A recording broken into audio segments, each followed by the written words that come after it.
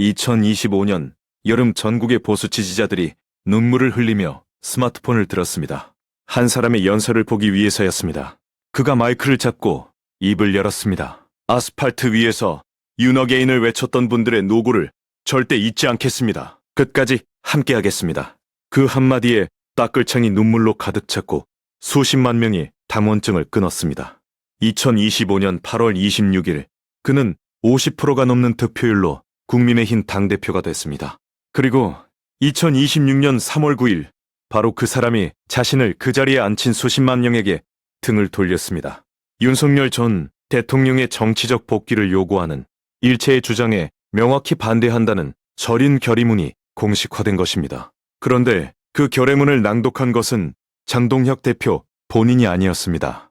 그는 3시간 20분 동안 단 한마디도 하지 않고 기자들 질문에는 침묵으로 일관한 채 조용히 자리를 떠났습니다. 자신의 이름이 적힌 결의문을 남에게 읽게 하는 지도자. 이 장면 하나가 지금 국민의힘의 모든 것을 말해주고 있습니다. 오늘 저는 이 배신이 어떻게 단계적으로 설계됐는지 그 타임라인을 처음부터 끝까지 냉정하게 해부하겠습니다. 감정이 아니라 경제학과 심리학, 그리고 논리와 숫자로만 말씀드리겠습니다. 그리고 이 배신의 끝에서 가장 소름 돋는 진실 하나가 기다리고 있습니다. 지선에서 이기든 지든 윤석열 대통령이 영원히 매장되는 구조가 이미 완성됐다는 것입니다. 이 영상을 끝까지 보시면 지금 보수 진영에서 벌어지는 분열의 본질이 무엇인지, 그리고 우리가 진짜 싸워야 할 것이 무엇인지 아주 선명하게 보이실 겁니다. 먼저 이 모든 것의 뿌리부터 짚어야 합니다. 윤석열 대통령이 탄핵된 진짜 이유가 무엇입니까?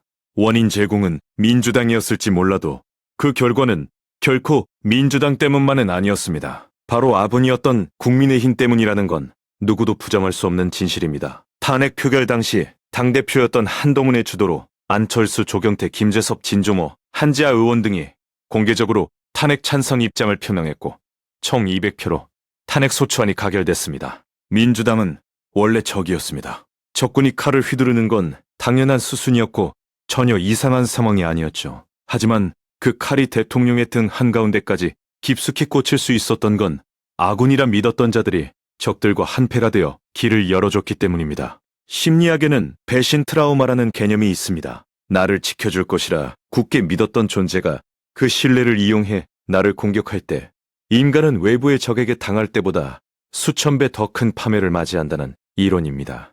수천 명의 적군 앞에서도 끄떡없는 무적의 장군이라 할지라도 매일 밤 곁을 지키며 내 약점을 다 파악한 사람이 건네는 독약에는 속수무책으로 무너질 수밖에 없는 법입니다. 적은 내 성벽을 부수려 하지만 내부의 적은 이미 내 침실까지 들어와 내 숨소리조차 계산하고 있기에 훨씬 더 위험합니다. 그 배신의 역사가 반복됐습니다.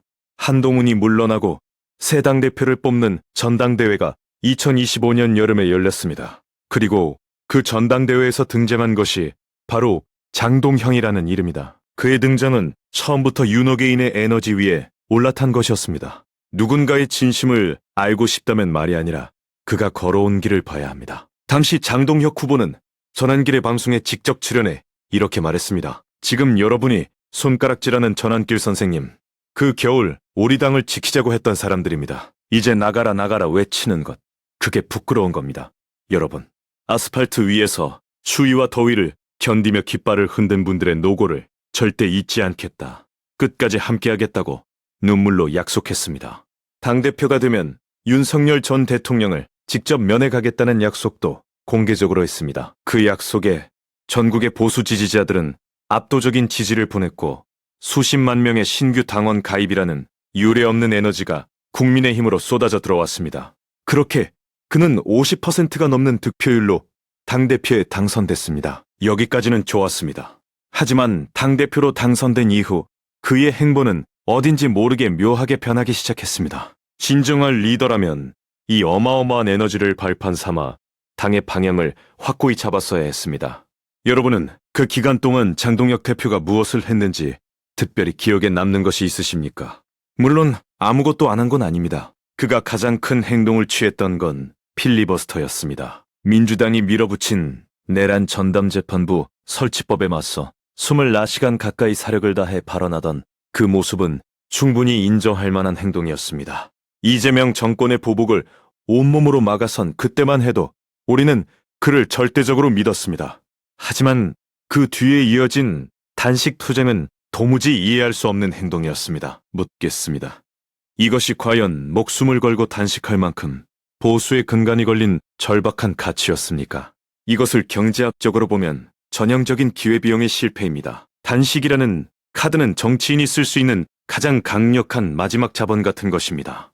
만약 장 대표가 그 단식의 에너지를 선관위 특검이나 부정선거 수사라는 고수우파의 핵심 염원에 쏟아부었다면 어땠을까요? 결과와 상관없이 아마 지금쯤 그는 전국민적 지지를 받는 보수의 영웅이 되어 있었을 겁니다.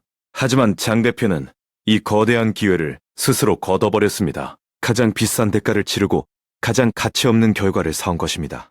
저는 장동혁 대표가 그 아까운 골든타임에 필리버스터나 단식 투쟁보다 훨씬 더 중요하게 챙겼어야 할 것이 있었다고 생각합니다. 바로 우리의 혈맹인 미국 우파 세력들과의 적극적인 소통입니다. 물론 당대표가 트럼프 대통령을 직접 만나는 건 현실적으로 어려웠을 수 있습니다. 하지만 온갖 수단과 방법을 동원해서라도 민주당과 이재명의 행태를 국제사회에 고발하고 협조를 구했어야 하지 않겠습니까? 부정선거 의혹으로 의석수조차 부족한 이 절박한 상황에서 우리 힘만으로 안 된다면 우방국의 힘을 빌리는 건 외교를 잘하는 리더가 갖춰야 할 지극히 당연한 자질입니다. 트럼프 대통령이 어떤 사람입니까? 전 세계에서 가장 강력한 영향력을 가졌고 누구보다 부정선거 이슈에 민감하며 진심인 사람입니다. 미국이 베네수엘라의 마두로를 잡아간 결정적 이유 중 하나도 바로 선거 조작이었습니다. 만약 장 대표가 워싱턴의 핵심 인사들에게 대한민국에서 벌어지는 부정선거 의혹을 적극적으로 알리고 전 세계 자유우파 세력들과 강력한 연대를 형성했다면 어땠을까요? 국제적인 시선이 쏠리는 것만으로도 대한민국 사법부는 감히 함부로 움직이지 못하는 거대한 압박을 느꼈을 겁니다. 윤석열 대통령을 지킬 수 있는 가장 치명적이고 강력한 카드는 바로 이 국제적 공조였습니다. 그런데 장 대표는 어땠습니까?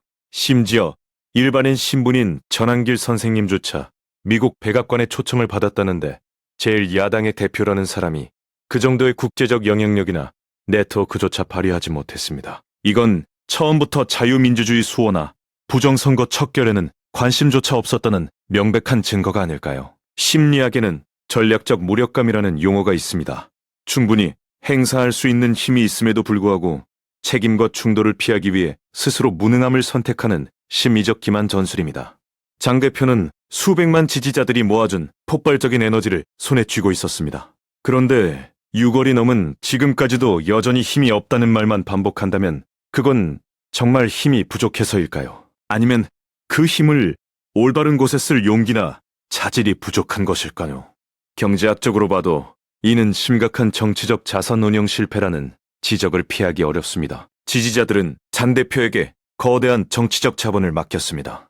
하지만 그는 그 귀한 자본을 투자하거나 운용하지 않은 채 그저 묵혀버렸다는 합리적인 의구심이 듭니다. 수만 척의 함선을 지휘하는 제독이 나는 노를 저을 줄 모른다며 아군이 고립되는 것을 지켜만 보고 있다면 과연 그 제독의 자질을 신뢰할 수 있겠습니까? 이제부터 본격적인 배신의 타임라인이 시작됩니다. 윤석열 대통령의 선고를 불과 40일 앞둔 2026년 1월 7일이었습니다. 장 대표는 뜬금없이 12.3 비상계엄은 잘못된 수단이었다며 대국민 사과를 해버렸습니다. 누가 시키지도 않았는데 스스로 먼저 나선 것이었습니다. 여러분, 이 타이밍에 주목해야 합니다. 이것을 권투 경기에 비유해봅시다. 10라운드까지 피를 흘리며 힘겹게 싸웠고 이제 판정만을 앞두고 있는 상황입니다. 그런데 갑자기 우리 쪽 코치가 수건을 던지며 우리가 졌다고 항복을 선언한 겁니다. 장 대표는 판사 출신입니다. 누구보다 법리와 판결의 심리적 메커니즘을 잘 아는 사람이라는 뜻입니다.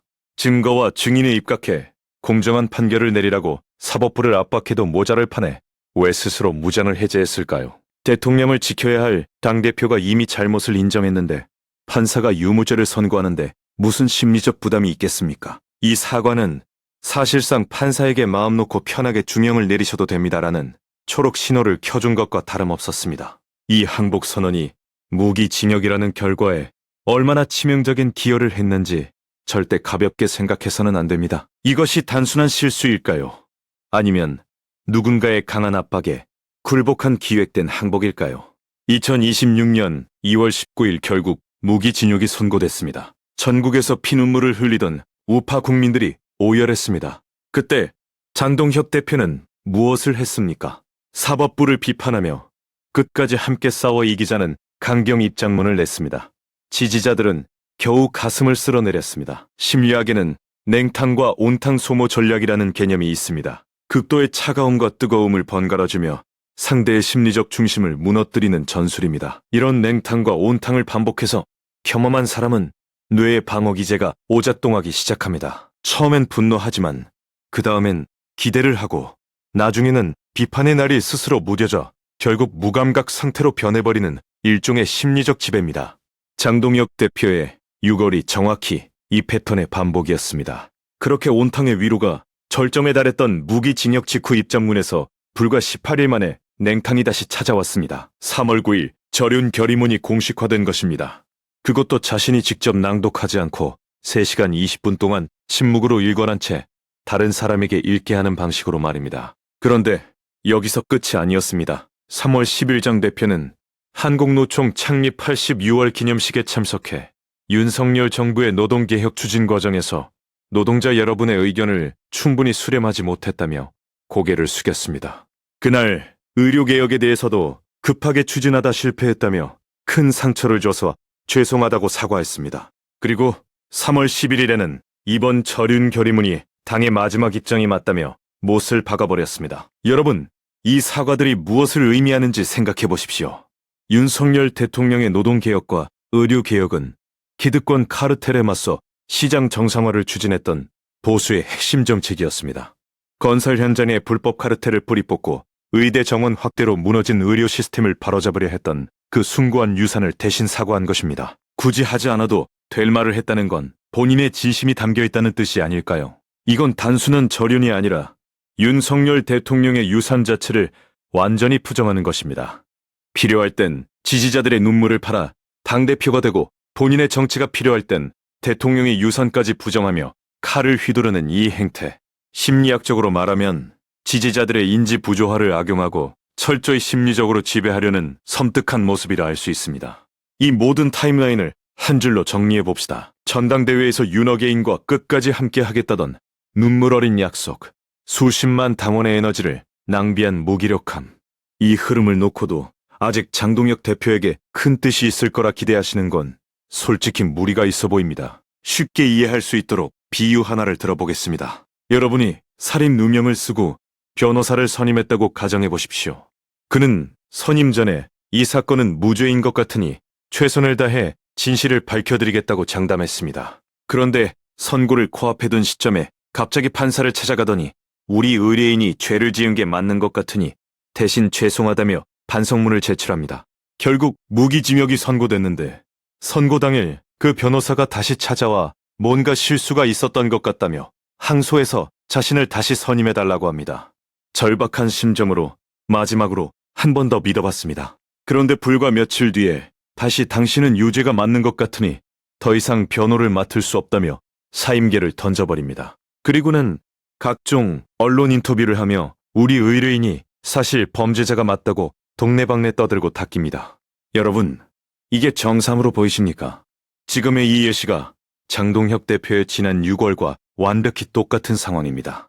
경제학에는 신뢰의 비가역성이라는 개념이 있습니다. 신뢰는 유리장과도 같아서 한번 금이 가면 다시 붙일 수가 없습니다. 그런데 이건 한 번의 실수가 아니라 여러 차례 반복적으로 신뢰를 박살냈습니다. 이것은 실수가 아니라 의도된 파괴라고 봐야 하지 않겠습니까? 투자의 세계에서 며칠만의 입장을 뒤집는 펀드 매니저에게 전 재산을 맡기는 사람은 없습니다. 이미 바닥이 드러난 리더십에 우리의 미래를 계속 투자하는 건 너무나 위험한 도박입니다. 이제 지금 보수 진영에서 가장 뜨거운 쟁점들을 하나씩 냉정하게 따져보겠습니다. 감정이 아닌 오로지 논리와 사실로만 말씀드리겠습니다. 첫 번째 쟁점입니다. 지금 탈당하면 한동훈 세력이 당을 장악하게 된다는 주장입니다. 맞습니다. 그럴 수 있습니다. 하지만 냉정하게 질문 하나만 던져봅시다. 누가 장악하든 가치가 다르면 무슨 의미가 있습니까? 한동훈이든 장동혁이든 어차피 윤석열 대통령을 버리고 뒤통수를 친 건 매한가지 아닙니까? 저륜을 선언한 순간 국민의힘의 당대표는 누가 잡든 더 이상 의미가 없다고 생각합니다. 우리에게 윤석열이라는 이름은 단순히 한 개인의 이름이 아닙니다. 부정선거 척결, 반국가 세력 청산, 자유민주주의 수호, 법치 회복, 이 모든 보수의 핵심 가치를 상징하는 이름이다. 그 상징을 공식적으로 부정한 정당에 누가 대표가 되든 그 가치는 이미 매장된 것입니다. 두 번째 쟁점입니다. 지방선거가 중요하다는 주장입니다. 물론 중요합니다. 서울시 예산만 51조 5천억 원이고 경기도는 40조 원이 넘습니다. 이 돈을 누가 관리하느냐는 여러분의 세금과 직결되는 문제입니다. 하지만 한 발짝 더 들어가 봅시다. 서울시장이 된다고 구속된 전직 대통령을 석방할 수 있는 권한이 생기지는 않습니다. 경기도지사가 된다고 대법원 판결을 뒤집을 수 있는 것도 아닙니다. 지선 승리와 윤석열 대통령의 구명은 완벽하게 별개의 문제입니다. 그런데 여기서 진짜 소름돋는 논리가 나옵니다. 윤호개인을 버린 국민의힘이 지선에서 이기면 무슨 공식이 성립됩니까? 윤석열을 버렸더니 이겼다는 논리가 만들어지는 것입니다. 이 논리가 한번 성립되면 다시는 아무도 보수 정치판에서 윤석열 대통령의 복귀를 입에 올리지 않을 겁니다. 저륜이 승리의 공식이 되는 순간 윤석열 대통령은 정치적으로 영구매장되는 것입니다. 반대로 지선에서 지면 어떻게 될까요? 저륜이 너무 늦었다. 더 빨리 했어야 했다. 다음에는 더 확실하게 끊어야 한다. 어느 쪽이든 윤 대통령은 매장될 수밖에 없는 구조입니다. 이기면 버려서 이겼다. 지면 더 확실히 버려야 한다. 이것이 바로 게임판 자체가 처음부터 완전히 기울어진 저륜의 덫입니다.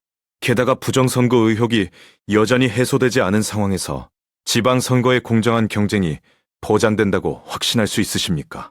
현실적으로 질 확률이 90%는 되는 선거인데 그 희박한 10%의 가능성을 뚫고 이긴다 해도 그 공은 전부 저륜을 선언한 공으로 돌아갑니다. 결국 윤석열 대통령이 설 곳은 어디에도 없게 되는 것입니다. 세 번째 쟁점입니다. 장동혁 대표가 아니면 대안이 없다는 주장입니다. 장 대표를 지지해서 윤석열 대통령이 돌아오신다는 보장만 있다면 1000번 만번이라도 지지하겠습니다. 하지만 우리는 냉정하게 물어야 합니다. 저륜을 선언하고 권력을 잡은 사람이 자기 자리를 위협할 수 있는 대통령을 다시 불러들이려 하겠습니까? 권력은 결코 나누어질 수 없는 태양과도 같은 것입니다. 만에 하나 이재명이 잡혀가고 장동혁 대표가 대통령까지 된다고 가정해봅시다. 그러면 윤석열 대통령을 꺼내줄까요? 이미 계엄을 사과하고 노동정책을 사과하고 의료개혁까지 반성한 사람이 대통령이 된 뒤에 윤석열 대통령을 복귀시키겠다고 나설 것이라는 기대는 솔직히 근거가 없는 희망사항일 뿐입니다. 사람은 자신이 해온 행동의 연장선에서 움직입니다. 갑자기 180도 바뀌지 않습니다. 여기서 한 가지 더 말씀드려야 할 것이 있습니다. 지금 당원 탈당을 통해 윤호개인의 결집력을 강하게 보여줘야 한다는 전략이 있습니다. 이것은 일리가 있습니다. 하지만 반대로 저륜을 선언했는데도 오히려 당원이 늘어난다면 어떻게 될까요? 역시 저륜이 맞았어. 지지자들도 동의하잖아라는 논리가 굳어집니다. 이것을 경제학에서는 시장 신호 이론이라고 합니다. 당원 가입 서류에 나는 윤석열 대통령 때문에 가입했다라고 적는 칸이 없습니다. 우리의 숫자는 고스란히 그들의 배신을 정당화하는 통계로 이용될 뿐입니다. 정신을 바짝 차려야 하는 이유가 여기에 있습니다. 지금 국민의힘은 이기려고 발버둥치는 것이 아니라 민주당의 선거판 위에서 지방 권력 몇 자리를 구걸하며 아름다운 패배를 준비하고 있는 것처럼 보입니다. 환부가 썩었을 때는 적당한 약이 아니라 뼈를 깎는 대수술이 필요합니다. 어설플 타협으로 연명하기보다 결국 경제가 무너지고 나라가 위태로워져 시민들이 분노하며 거리로 쏟아져 나오고 부정선거에 민감한 트럼프 대통령의 국제적 압력이 작용하는 그 극한의 상황이 연출될 때 역설적으로 그 하드랜딩의 순간이 이재명을 잡아가고 윤석열 대통령을 복귀시켜 대한민국을 정상화시킬 수 있는 최대의 기회일 수도 있습니다. 그 순간에 대비해 우리의 자산만큼은 미국 달러나 미국 우량주 같은 안전자산으로 반드시 지켜두셔야 합니다. 그리고 지금부터 천천히 하지만 단단하게 준비해야 할 것이 있습니다. 누군가 앞장서서 윤호개인 신당을 창당하는 것도 진지하게 생각해봐야 합니다. 지금 윤호개인을 외치는 분들이 너무 지쳐있고 돌아가는 꼴이 어지러워 떠나신 분들도 많습니다. 한마음 한뜻으로 결집할 수 있게 이분들을 모두 담아둘 큰 그릇이 반드시 필요합니다. 부정선거의 진실이 밝혀지고 사기 탄핵의 실체가 드러날 때 대통령이 즉시 복귀하여 멋무실 수 있는 단단한 기반을 미리 닦아놓는 것이 지금 우리가 해야 할 가장 중요한 일입니다. 마지막으로 정리해드리겠습니다. 부정선거가 완벽하게 해소되지 않는 한 지방선거에서 질 확률은 90%입니다. 이기면 윤어게인을 벌여서 이겼다는 공식이 굳어지고 그 즉시 윤석열 대통령은 정치적으로 매장됩니다. 지면 절인이 너무 늦었다는 논리로 더 깊이 매장됩니다. 어느 쪽이든 윤석열 대통령이 설 곳은 없다는 말입니다. 이런 구조 안에서 국민의힘을 지지한다는 건 더 이상 윤석열 대통령을 지지하지 않는다는 것과 똑같은 말입니다. 107명이 서명한 이 결의문은 단순히 윤석열 한 사람을 버린 게 아닙니다. 대한민국 보수가 지켜야 할 자유민주주의라는 핵심 자산을 쓰레기통에 버린 것과 같습니다. 장동혁 대표가 결의문 낭독조차 하지 않았다는 사실이 이 결의의 무게가 얼마나 가벼운지를 말해주고 있습니다. 107명의 이름이 적힌 종이보다 대표의 침묵이 더 크게 들리는 이 기괴한 상황. 이것이 2026년 3월 대한민국 제1야당의 민낯입니다. 하지만 우리가 꼭 기억해야 할 것이 있습니다. 절대로 무대를 떠나거나 지치시면 안 됩니다. 여러분이 떠나는 것이 저쪽에서 가장 원하는 시나리오라는 것을 이 순간 가슴속 깊이 새기셔야 합니다. 구독과 좋아요 눌러주시고 진실이 밝혀지는 그날까지 끝까지 함께하겠습니다.